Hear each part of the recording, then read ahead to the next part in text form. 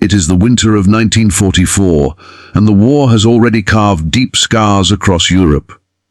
In a temporary Allied detention zone near Reims, France, a group of German military nurses stands silently in the cold. These women were not frontline soldiers.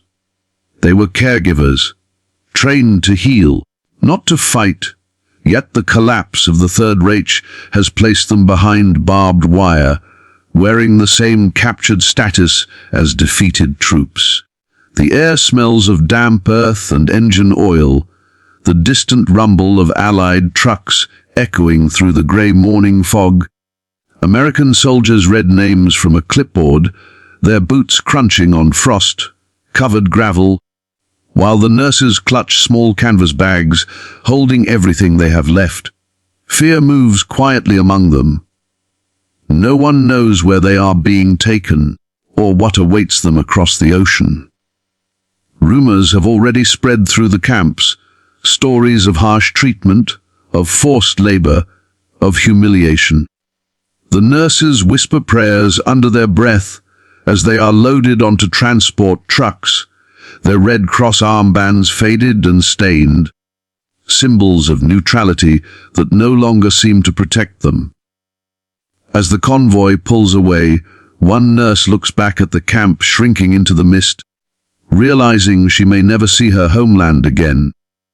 What none of them can imagine, not even in their most desperate thoughts, is that their destination will not be a prison camp, but American hospitals, and that what they experience there will challenge everything they believed about war, captivity, and humanity itself. The journey across the Atlantic is long, disorienting, and deeply unsettling, stretching not only across thousands of miles of ocean, but across the inner world of every woman aboard the ship. After weeks of uncertainty in temporary holding camps, the German nurses are herded onto a converted Allied transport vessel under heavy guard. The ship was never meant for comfort. Its steel corridors sweat with moisture, and the air below deck is thick with the mingled smells of fuel oil, seawater disinfectant, and unwashed bodies. Hammocks sway slightly with the rhythm of the waves, creaking softly as the engines throb day and night like an unrelenting heartbeat. Many of the nurses have never seen the open ocean before. For some, the vastness outside the portholes feels like a prison without walls. For others, it feels like exile made physical, a final severing from everything familiar. They are seasick, exhausted, and constantly alert. American guards patrol the decks, their boots striking metal in steady, emotionless patterns. Orders are given in clipped English, a language most of the nurses only partially understand. Meals are basic but sufficient, far better than what they received in the final months of the war, yet few can eat without guilt or suspicion. Each bite tastes unfamiliar, almost undeserved. At night, whispers ripple through the dark, questions without answers. Are they being taken to labor camps? Will they be interrogated? Will they ever return home? No one knows, and that uncertainty gnaws more painfully than hunger ever did. When the ship finally docks on the American coast, the nurses are stunned by what they see even before they step ashore. The port is busy, orderly, humming with activity, untouched by bomb craters or burned-out buildings. Cranes swing overhead, trucks roll smoothly along paved roads, and soldiers move with a confidence that speaks of a nation far removed from devastation. The women descend the gangway stiff, legged and pale, their eyes darting in every direction. This is the enemy's land, yet it looks nothing like the ruin they were taught to expect. Instead of being marched into barbed wire enclosures, they are placed onto buses with intact windows and padded seats. The engines start, and the vehicles move through towns where shops stand open, where civilians walk freely, where lights glow even at night. Some nurses press their faces close to the glass, barely breathing. The sight feels almost obscene after years of blackout curtains and air raid sirens. Others avert their eyes, overwhelmed by a sense of dislocation so profound it borders on vertigo. When the buses stop, they do not arrive at a camp. They arrive at hospitals. The buildings rise clean and solid, brick and stone, untouched by war. Inside, the shock intensifies. Corridors stretch wide and brightly lit, illuminated by rows of electric lights that never flicker.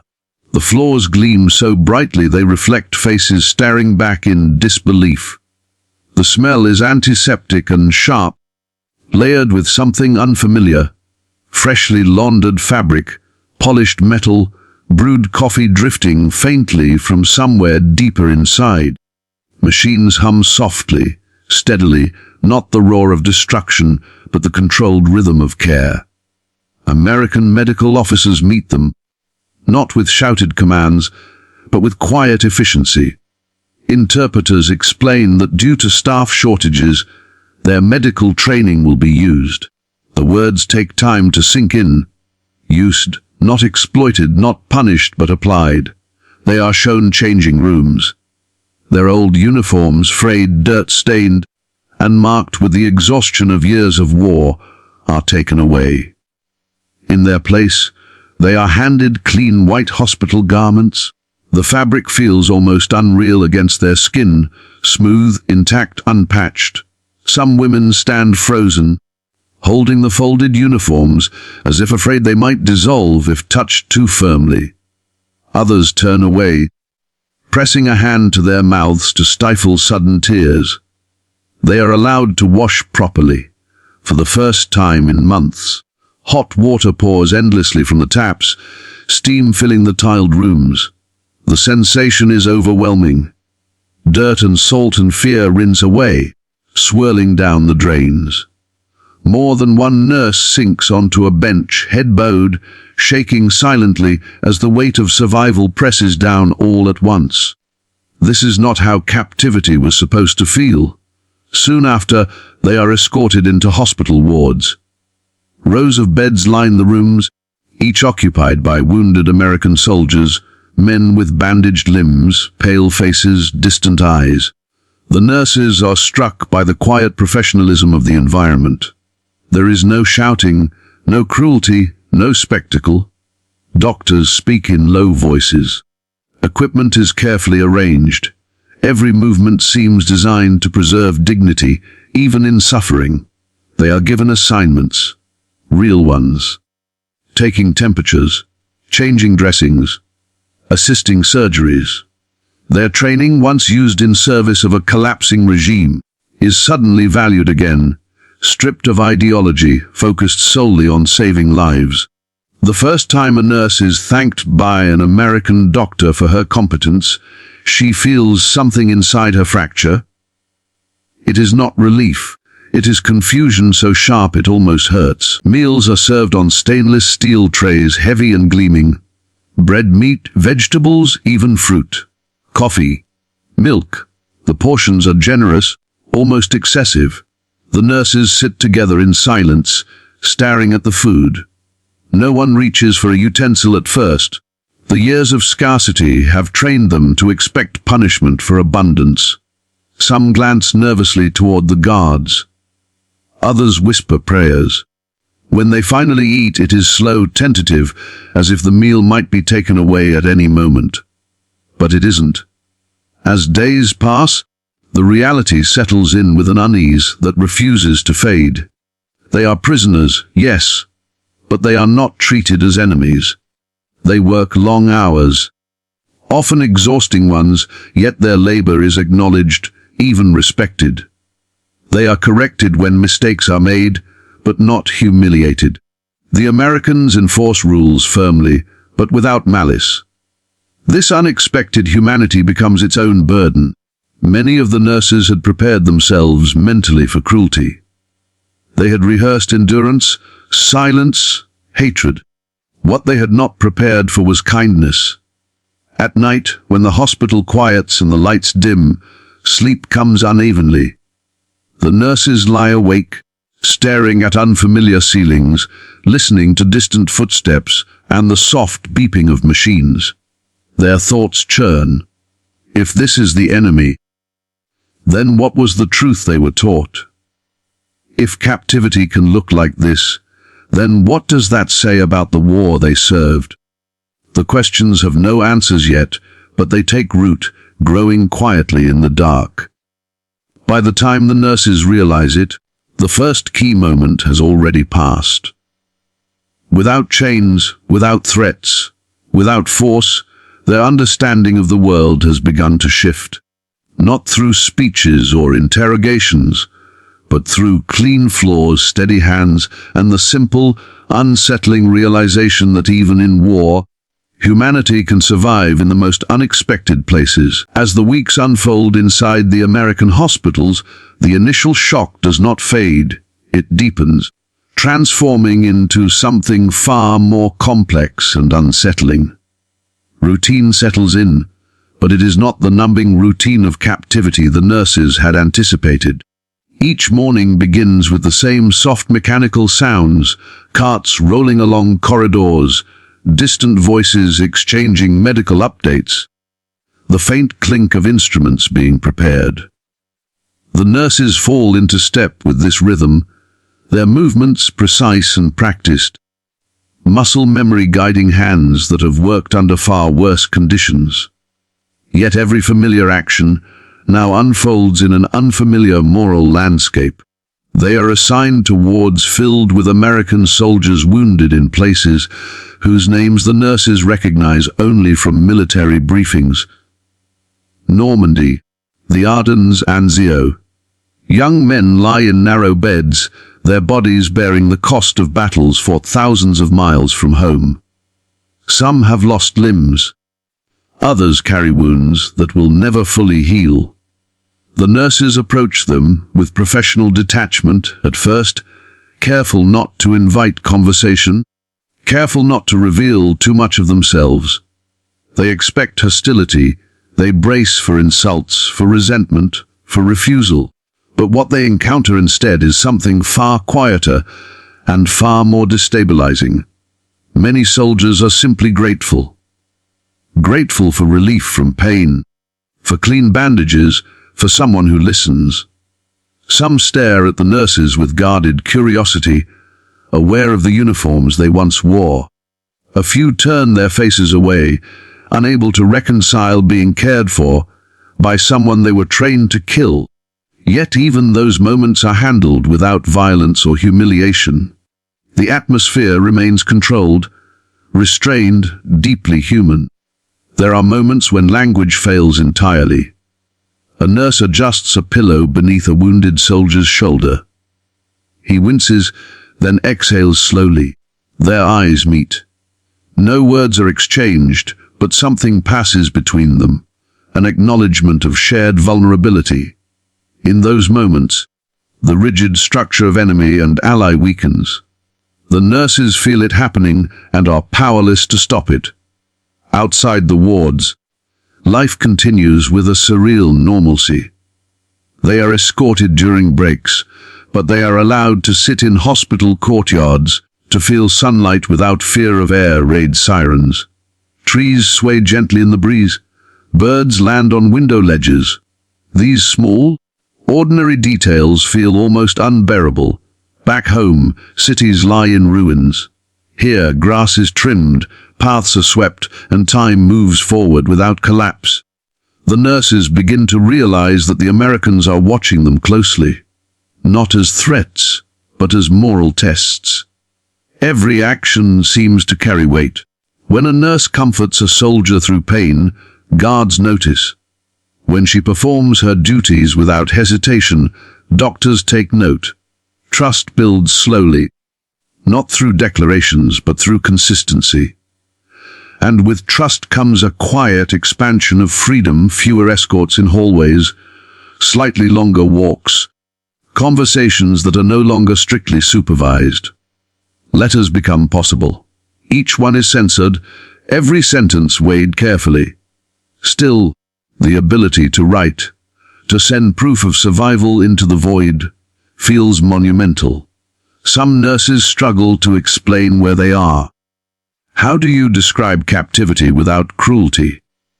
How do you explain that the enemy feeds you well, respects your skills, and speaks to you as an equal? Many settle for vague reassurances, afraid that honesty might sound like betrayal. At night, the emotional toll surfaces fully. In shared quarters, whispers replace silence. Confessions spill out in hushed tones. Some nurses feel guilt, so heavy it tightens their chests. Guilt for being safe while families back home starve. Guilt for feeling relief in enemy territory. Guilt for questioning beliefs that once felt unshakable. Others feel anger, not at their captors, but at the lies that shaped their understanding of the world. The ideological armor they wore for years begins to crack under fluorescent lights and sterile order. The war had taught them that compassion was selective, that humanity belonged only to one side. But here, American nurses work alongside them, sharing supplies, demonstrating techniques, correcting mistakes with patience rather than scorn. Professional respect replaces suspicion faster than anyone expected. Medical necessity does not care about nationality. Infection does not recognize borders. Pain does not obey propaganda. Some nurses experience a quiet, internal collapse. They had endured bombings, retreats, and capture by holding tightly to certainty. Now certainty dissolves. They begin to see themselves not as representatives of a cause, but as individuals again, women with skills, fears, and moral agency. This realization is both liberating and terrifying. There are difficult moments too. A wounded soldier lashes out in anger, calling them names learned on the battlefield.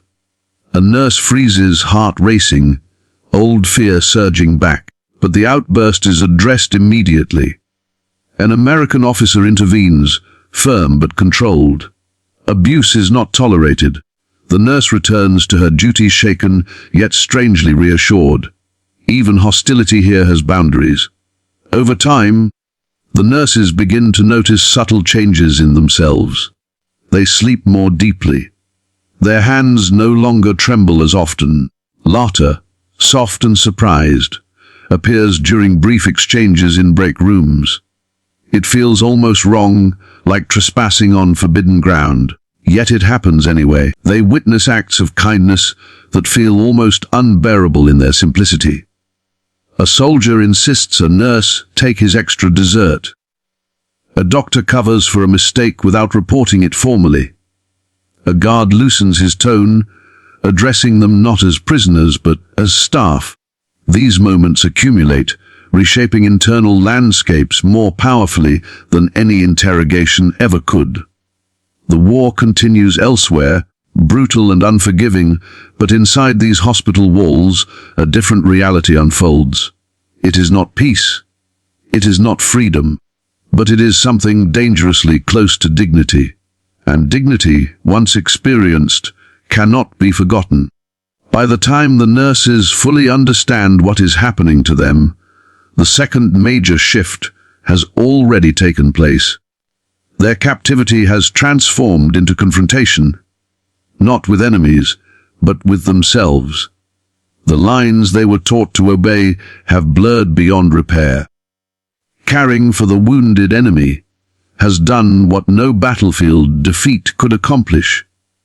It has forced them to reckon with the cost of belief, the fragility of truth, and the unsettling possibility that humanity does not belong to one flag alone. As the war moves toward its end, the atmosphere inside the hospitals begins to change in subtle but unmistakable ways. News arrives in fragments, carried by radios murmuring in staff rooms, and by the tense expressions of American officers who suddenly speak in lowered voices. Allied advances accelerate. Cities fall. The inevitable collapse of Germany is no longer speculation, but an approaching fact. For the captured nurses, this knowledge brings neither relief nor celebration. Instead, it awakens a quiet dread layered with uncertainty. The future, once imagined only in terms of survival, now demands definition. What will happen to them when the war ends? Will they be punished for the uniforms they once wore? Will they be allowed to return home? And if they do, who will they be when they arrive? Their work continues, but the emotional weight intensifies. The nurses are no longer just witnesses to American suffering. They are witnesses to the end of an era. Wounded soldiers speak openly now, discussing plans for life after recovery, talking about farms, factories, and families waiting beyond the ocean. These conversations, overheard while adjusting IV lines or changing dressings, cut deeply. The nurses realize how little they themselves have planned beyond the war. Their own homes may no longer exist. Their families may be scattered or gone. The certainty of return does not promise safety, only reckoning. In the wards, bonds form that defy logic. A nurse sits beside a soldier who will not survive the night, holding his hand because no one else is there. He does not ask her name. She does not offer it. Nationality has dissolved into irrelevance. There is only breath, fading warmth, and the shared understanding of mortality. When he dies, she performs the final duties with practiced calm, but later alone, the weight of it collapses her composure. She had been trained to accept death, yet this one feels different.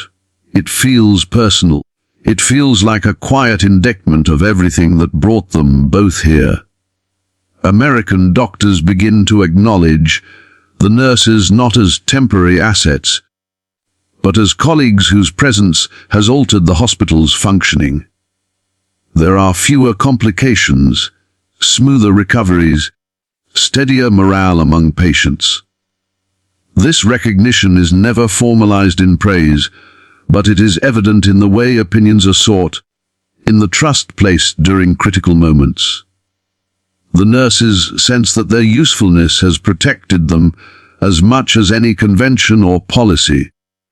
Yet usefulness also carries a burden. They wonder whether they are valued for who they are, or only for what they can do. As victory in Europe is announced, the reaction within the hospital is restrained. There is relief, yes, but also exhaustion. Celebrations are muted in spaces still filled with pain. For the German nurses, the announcement lands with crushing complexity. The war they served is over. The ideology that shaped their lives has fallen. There is no triumph, only exposure. They feel suddenly visible, stripped of the war's momentum that once carried them forward without question. Repatriation discussions begin quietly. Officials speak of timelines, of processing, of transport. The nurses listen carefully, searching faces for clues. Some dread returning to a country shattered beyond recognition. Others long for it desperately, no matter the cost. A few fear judgment from their own people more than they ever feared the enemy. How will their experiences be received? Will compassion be mistaken for collaboration? Will survival itself be seen as betrayal? In their final weeks at the hospital, moments take on an almost unbearable intensity. Ordinary interactions feel charged with significance.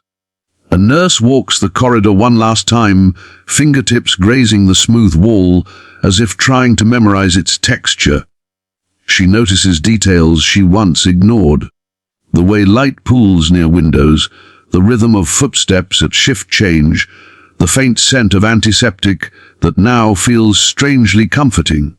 These spaces, once symbols of captivity, have become places of transformation. Goodbyes are awkward and restrained. Soldiers offer handshakes, nods, quiet words of thanks. No speeches are made. No apologies spoken aloud. The weight of history presses too heavily for that. One soldier slips a folded note into a nurse's hand, a simple message wishing her safety. She keeps it hidden, unsure whether it is allowed, unwilling to discard it. It feels like proof that what happened here was real. When the day of departure arrives, the nurses pack what little they have been allowed to keep. The white uniforms are returned. They change back into plain clothing, the transformation symbolic and painful. As they board transport vehicles, they look back at the hospital, at the place where captivity became confrontation and confrontation became awakening. Guards stand nearby, but their posture is relaxed. There is no hostility in their faces now, only formality. The journey home is quieter than the journey that brought them. There is less fear, but far more reflection. The nurses carry invisible burdens, memories that cannot be shared easily, lessons that will not fit neatly into post-war narratives. They know that history will reduce their story to footnotes, if it records it at all. Few will ask what it meant to be captured not by cruelty, but by conscience. In the years that follow, the experience lingers. Some nurses speak of it rarely, choosing silence over misunderstanding. Others try to explain, struggling to find words that do not sound like defense or praise. They live with the knowledge that the enemy once treated them with dignity, and that this truth complicates every simple version of the war. It challenges victimhood and victory alike. What they experienced in those American hospitals does not erase the horrors of the conflict, nor does it absolve anyone of responsibility. But it leaves behind something quieter and far more unsettling, the realization that humanity can persist even within systems built for destruction. And that moral clarity is often forged not in battle, but in moments of unexpected mercy. For the captured German nurses, the war did not end with surrender or liberation. It ended in hospital corridors far from home, where they learned that the most difficult aftermath of war is not rebuilding cities, but rebuilding the self after certainty has been shattered.